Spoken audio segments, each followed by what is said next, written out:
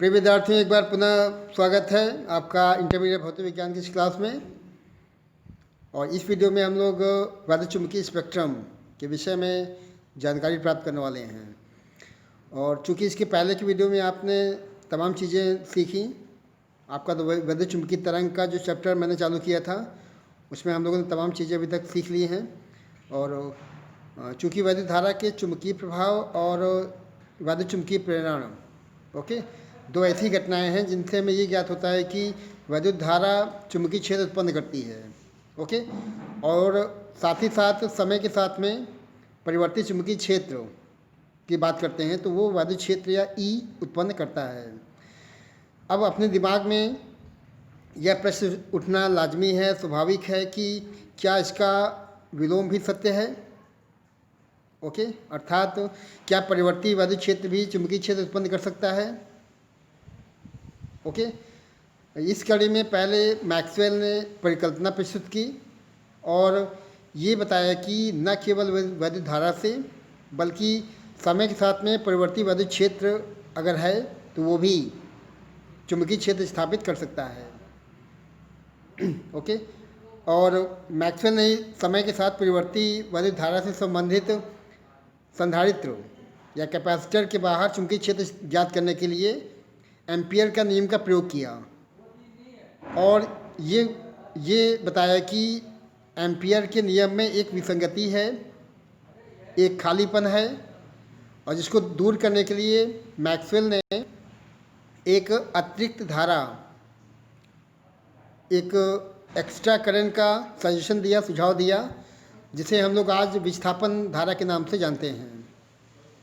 तो विस्थापन धारा के माध्यम से एम्पियर मैक्सवेल ने एक बहुत ही महत्वपूर्ण नियम प्रतिपादित किया, जिसके विषय में मैंने आपको पुराने वीडियो में बताया हुआ है। तो हम लोग ये स्पेक्ट्रम का चैप्टर चालू करते हैं और कुछ पुरानी जो घटनाएं हैं उसको भी प्रकाश डालते चलेंगे।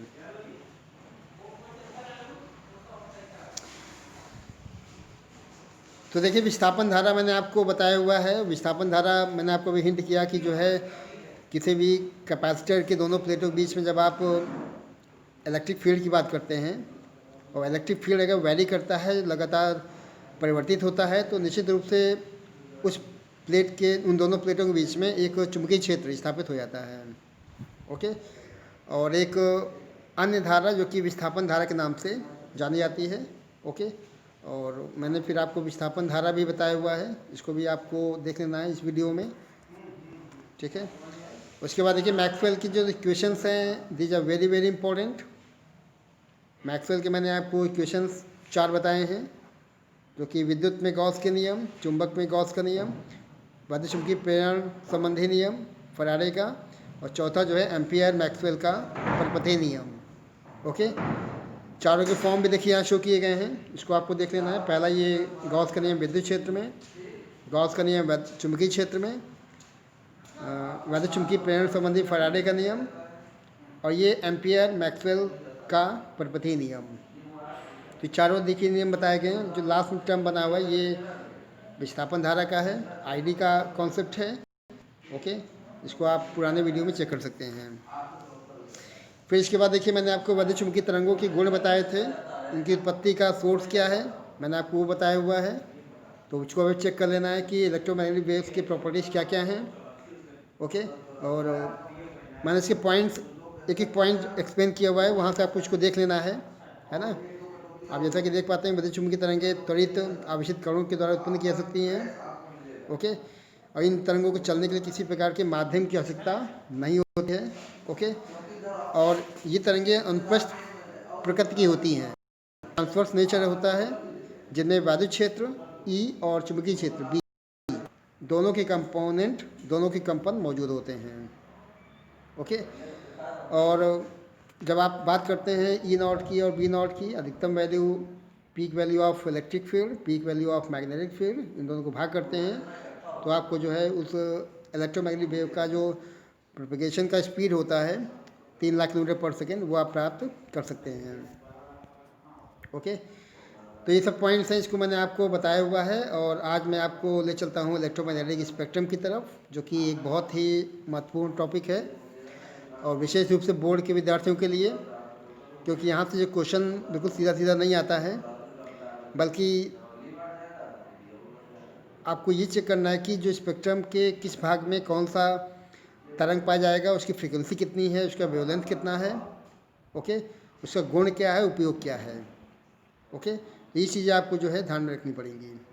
वैद्युत चुंबकीय स्पेक्ट्रम आपको समझने के लिए ये देखना पड़ेगा कि जो है जब न्यूटन ने सूर्य के प्रकाश का स्पेक्ट्रम प्राप्त किया था और इसका ऑब्जर्वेशन के पश्चात ये देखा कि इस स्पेक्ट्रम में लाल रंग, रेड कलर से लेके बैंगनी रंग तक के होते हैं, और इस स्पेक्ट्रम को हम लोग दृश्य स्पेक्ट्रम या विजिबल स्पेक्ट्रम के नाम से जानते हैं, ओके।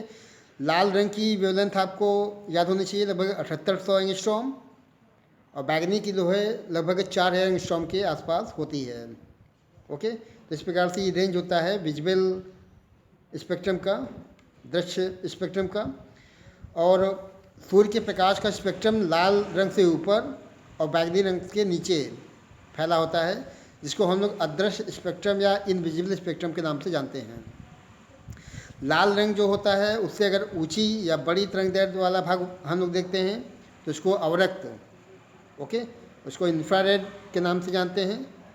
और यदि हम बात करते हैं लाल से बैगनी रंग से नीची, ओके, लाल से अगर ऊंची तरंगदैर्घ्य वाला भाग होगा तो उसको हम लोग अवरक्त भाग में देख सकते हैं, और जबकि बैगनी रंग से नीची जो तरंगदैर्घ्य का जो भाग होगा उसको हम लोग पराबैंगनी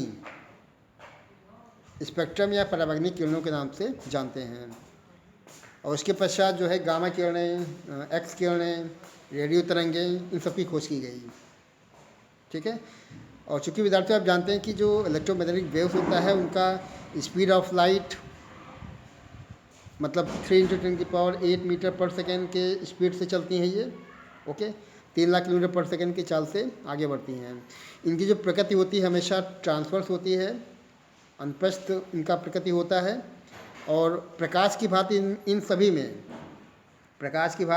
सभी में अपवर्तन, परावर्तन, व्यतिकरण, विवर्तन, ध्रुवण, ये सभी प्रॉपर्टीज इन में पाई जाती हैं, ओके।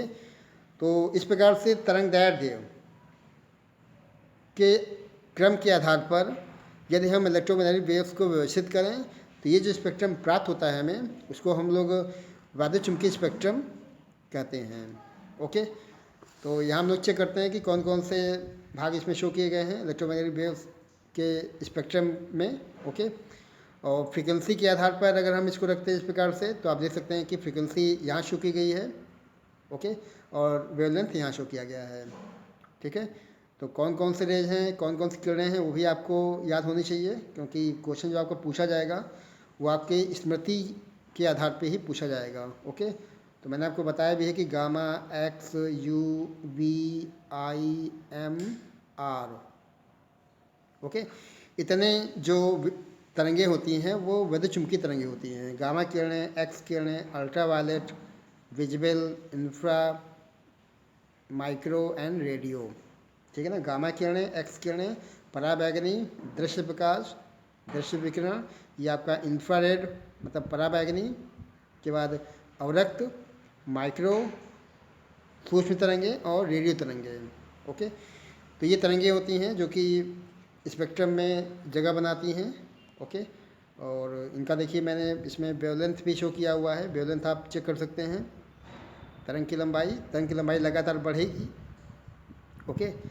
आप जैसे से ऊपर से नीचे आएंगे, गामा से चालू करेंगे, लास्ट में क्या आएगा, रेडियो तरंगें।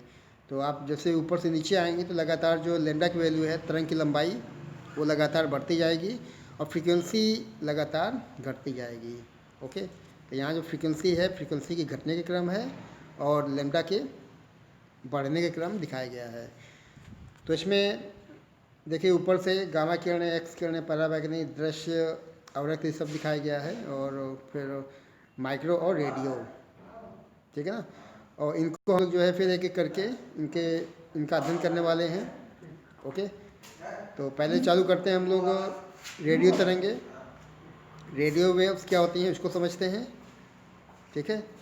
तो रेडियो में देखिए आपको ये ध्यान रखना है कि इनकी उत्पत्ति कैसे होती है, इनका उत्पत्ति के कारण क्या है आपको देखना है। ओके, तो चेक कर लें इसको। और इसमें देखिए दिखाया गया है कि जो है रेडियो तरंगें चालक तारों में आवेश की त्वरित गति से उत्पन्न होती हैं। किसी भी कंडक्टिंग डिवाइस में यदि आवेश एक्सीलरेट होता है, लगातार उसका वेग, उसकी चाल बदलती है, तो निश्चित रूप से यहाँ रेडियो वेव्स उत्पन्न होती हैं। और ये वाद्यचुंबकीय स्पेक्ट्रम में सबसे कम फ्रीक्वेंसी, सबसे कम आवृत्ति और सबसे अधिक तरंगदैर्घ्य वाली तरंगें होती हैं। मैंने आपको ऊपर ये भी शो किया था कि जो रेडियो तरंगें होती हैं ये सबसे नीचे होती हैं, और सबसे नीचे जो तरंगें पाई जाएंगी उनका वेवलेंथ सबसे अधिक होगा और फ्रीक्वेंसी सबसे कम होगा। तो निश्चित रूप से यहाँ जो स्पेक्ट्रम में हम लोग देख पाते हैं कि इनकी फ्रीक्वेंसी से कम है और तरंगदैर्घ्य सबसे ज़्यादा है। फ्रीक्वेंसी की रेंज भी आपको याद करनी है, 500 किलो हर्ट्ज से लेकर के 1000 मेगा हर्ट्ज तक होती है। ओके, ये आपको याद कर लेना है। और वेवलेंथ 0.1 मीटर से अधिक होती है। ठीक है, क्योंकि बोर्ड में क्वेश्चन पूछे जाएंगे कुछ इस प्रकार से आते हैं कि जो तरंगे 500 किलो हर्ट्ज से 1000 मेगा हर्ट्ज के बीच में होती हैं वो तरंगे कौन सी होती हैं। ओके, तो इनकी फ्रीक्वेंसी देखिए, फ्रीक्वेंसी सबसे कम है, ये आपको ध्यान रखना है, और वेवलेंथ या लैम्डा की वैल्यू सबसे ज़्यादा होती है। ओके, और रेडियो तरंगों के जो खोजकर्ता थे वो मार्कोनी साहब थे। मार्कोनी ने जो है रेडियो तरंगों की खोज की हुई थी, और इनका उपयोग आप चेक कर लें। उपयोग रेडियो और दूरदर्शन की संचार प्रणालियों में इनका इस्तेमाल किया जाता है। और एएम और एफएम दो तरह के रेडियो बैंड होते हैं। एएम का मतलब होता है आयाम या एम्पलीट्यूड मॉड्यूलेट बैंड, उसकी रेंज आप चेक कर लेंगे यहाँ से यहाँ तक की होती है। ओके, और टीवी का देखिए रेंज दिखाया गया 54 मेगाहर्ट्ज़ से 890 मेगाहर्ट्ज़ तक टीवी की रेंज होती है तरंगों की। और एफएम रेडियो बैंड जो है वो 88 मेगाहर्ट्ज़ से 108 मेगाहर्ट्ज़ तक होती है। ठीक है, और जो आपके फ़ोन्स होते हैं, फ़ोन्स में संदेशों के आदान प्रदान के लिए UHF ultra high frequency, okay, ultra high frequency जो बैंड होता है वो इस्तेमाल में लाया जाता है। तो देखिए आप डायग्राम में भी चेक कर सकते हैं, यहाँ पे जो है इनका फ्रीक्वेंसी और इनका वेवलेंथ शो किया गया है, इस पर आपको निगाह डाल लेनी है। और रेडियो तरंगों को एक्चुअली कई इसमें बांटा गया है। आपका देखिए दीर्घ रेडियो भी दिखाया गया है, जो कि मैंने अभी बात किया अभी अल्ट्रा हाई के लिए, उसके लिए दिखाया गया है। जो आपके मोबाइल्स के सिग्नल्स होते हैं, संदेश होते हैं, उनके लिए आप टावर्स चेक कर सकते हैं। ओके, और इसके पश्चात देखिए नंबर 2 पे आते हैं, ये आपका सूक्ष्म या माइक्रो तरंगे बताया गया है। ओके, चेक करें नंबर 2 पे। और सूक्ष्म या माइक्रो तरंगे ये विशेष प्रकार की निर्वात नलिकाओं, जिसे गन डायोड या मैग्नेट्रॉन कहते हैं, के द्वारा उत्पन्न होती हैं। इन सभी तरंगों के सोर्स क्या हैं, कहाँ से उत्पन्न होती हैं, इनके खोजकर्ता कौन हैं, इनके गुण क्या हैं, उपयोग क्या हैं। ओके, और कभी कभी जैसे फ्रीक्वेंसी दे दिया और वेवलेंथ पूछ लिया, या वेवलेंथ दे दिया फ्रीक्वेंसी निकालने को आ गया, तो उसके लिए भी आपको तैयार रहना पड़ेगा। ठीक है, और देखिए सूक्ष्म तरंगों या लघु तरंग दैर्घ्य की जो रेडियो तरंगें होती हैं उनकी फ्रीक्वेंसी गीगा हर्ट्ज के परास में होती हैं। ठीक है, और इनकी खोजकर्ता देखिए हर्ट्ज है। उपयोग चेक कर लेंगे, माइक्रोवेव ओवन जो घर में इस्तेमाल किए जाते हैं। ओके, क्योंकि यहाँ पे माइक्रोवेव्स इस्तेमाल की जाती हैं तो माइक्रोवेव ओवन बोला जाता है इनको। उसके अलावा लघु तरंग दैर्घ्य के कारण विमान संचारण में रडार प्रणाली में, ओके, रडार में भी इसका इस्तेमाल किया जाता है। रेडियो डिटेक्शन एंड रेंजिंग इसका फुल फॉर्म होता है।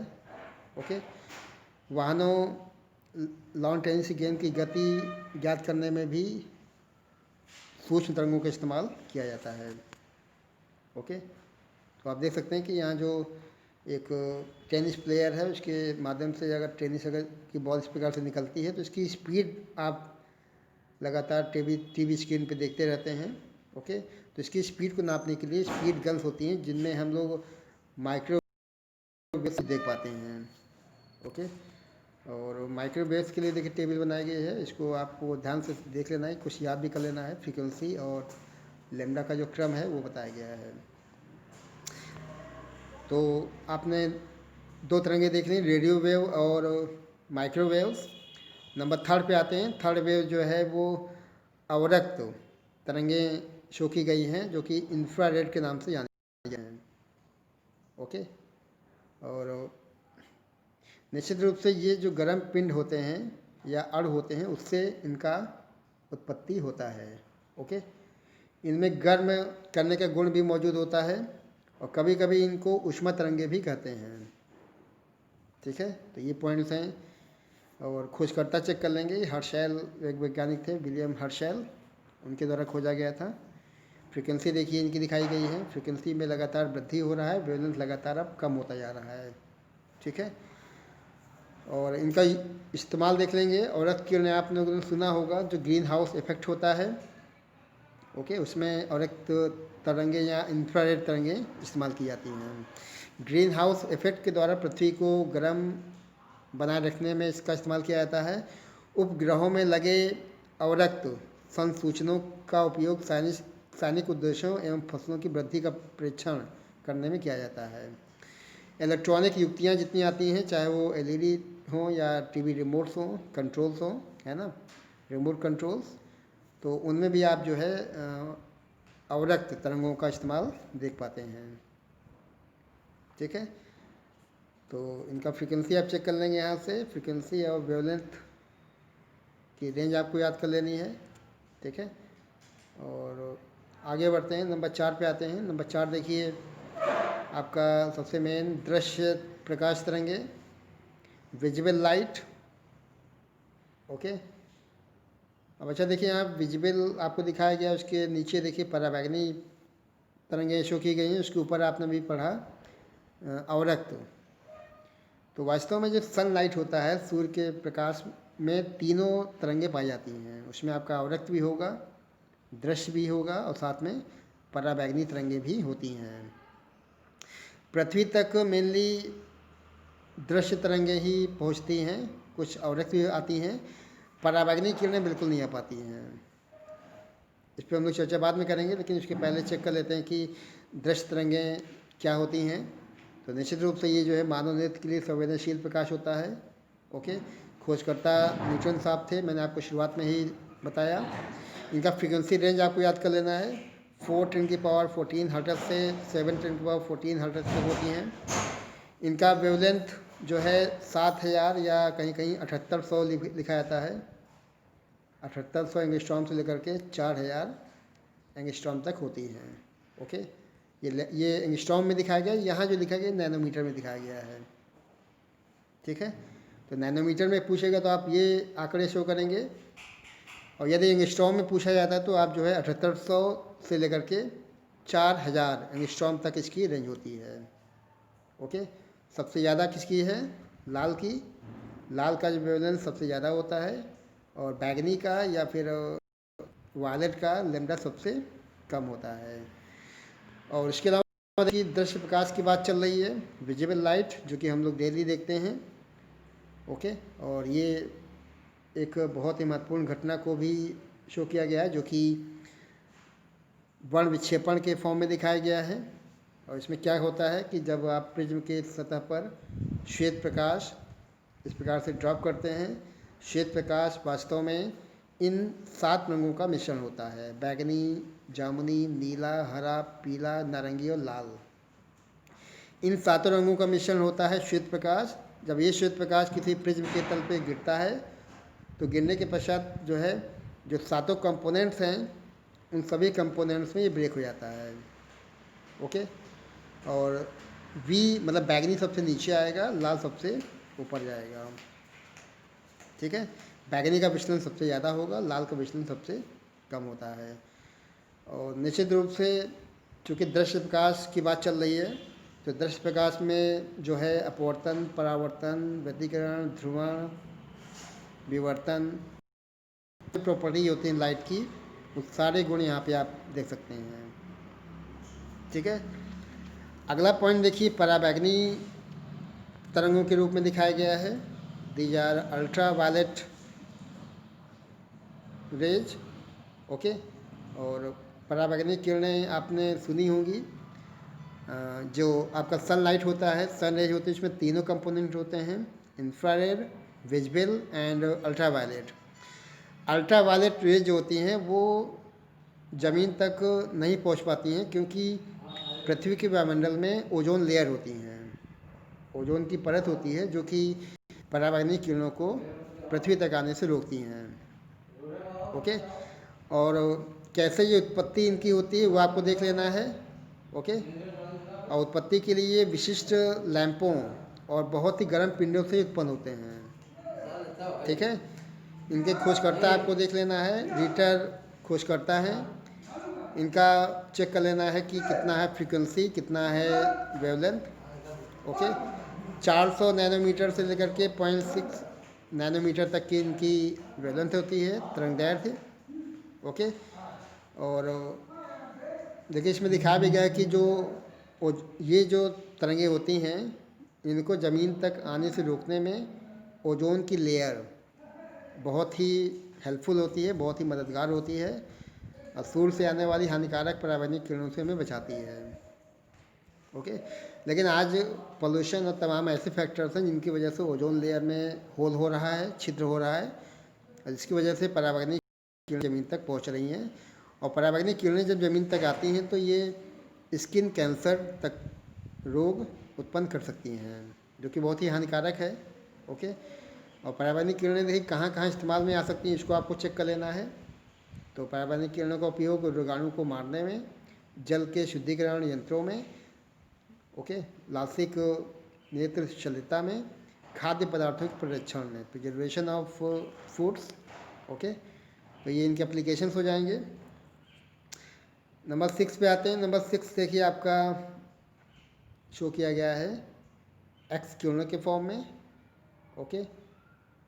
तो एक्स किरणें कैसे उत्पन्न होती हैं पहले उसको आपको देख लेना है। एक्स किरणें धात्विक लक्ष्य पर, मतलब किसी हार्ड मेटल पे आप उच्च ऊर्जा के इलेक्ट्रॉनों की जब बमबारी कराते हैं तो एक्स किरणें उत्पन्न होती हैं, ओके। और इसका जो खोज किया था वो रॉन्जन एक वैज्ञानिक थे, उनके द्वारा किया गया था, ठीक है।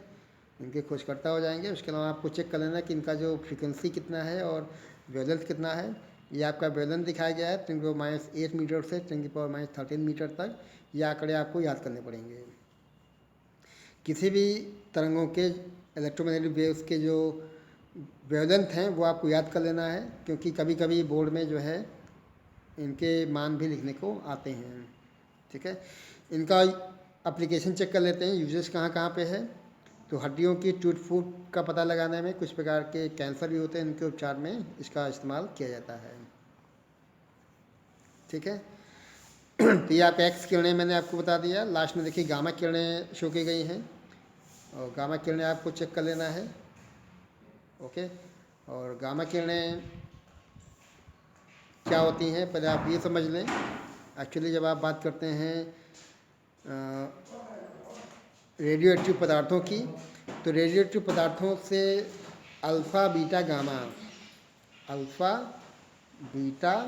गामा ये रेज निकलते रहती हैं, ओके। ये भी आपके कोर्स में है, आपका जो नाभिकी भौतिकी है, न्यूक्लियर फिजिक्स, उसमें आपको बताया जाएगा डिटेल में। तो यहाँ पे अल्फ़ा बीटा गामा तीनों रेज किसी रेडियोएक्टिव पदार्थ से उत्सर्जित होती हैं, ओके।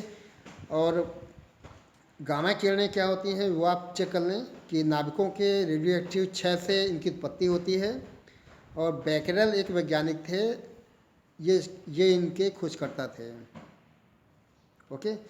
और चूँकि गामा किरणें जो होती हैं इनकी भेदन क्षमता बहुत ज़्यादा होती है, बहुत उच्च होती है, और इनकी फ्रीक्वेंसी सबसे ज़्यादा होती है, वेवलेंथ सबसे कम होता है। फ्रीक्वेंसी क्या होगी, सबसे अधिक होती है फ्रीक्वेंसी, और जो लैम्डा होगा वो सबसे कम होगा। तो ऐसे क्वेश्चन आपको देखने हैं कि किनकी फ्रीक्वेंसी सबसे ज़्यादा है, किनका फ्रीक्वेंसी सबसे कम है, लैम्डा किसका ज़्यादा है, लैम्डा किसका कम है। इनका उपयोग चेक कर लेना है। इनका उपयोग चिकित्सा में, कैंसर कोशिकाओं को नष्ट करने में, नाभिकीय संरचनाओं के अध्ययन में, अवांछनीय कोशिकाओं को नष्ट करने में, ठीक है, ये इनके इस्तेमाल हो जाएंगे। तो आपको चेक कर लेना है इन सभी को। इलेक्ट्रोमैग्नेटिक वेव्स स्पेक्ट्रम मैंने आपको बता दिया है, इसको आपको क्रम से कि जो तरंगे हैं सातों तरंगों को आपको देख लेना है। Okay, gamma rays, X rays, आपका जो visible, infra, ultra, microwave, radio wave. Okay, इनके वेवलेंथ को आपको चेक कर लेना है, इनकी फ्रिक्वेंसी को देख लेना है कहाँ से कहाँ तक की होती हैं। ओके, और तो इस प्रकार से इस वीडियो में इतना ही रखते हैं। Okay, thanks for watching my video and thanks to all of you.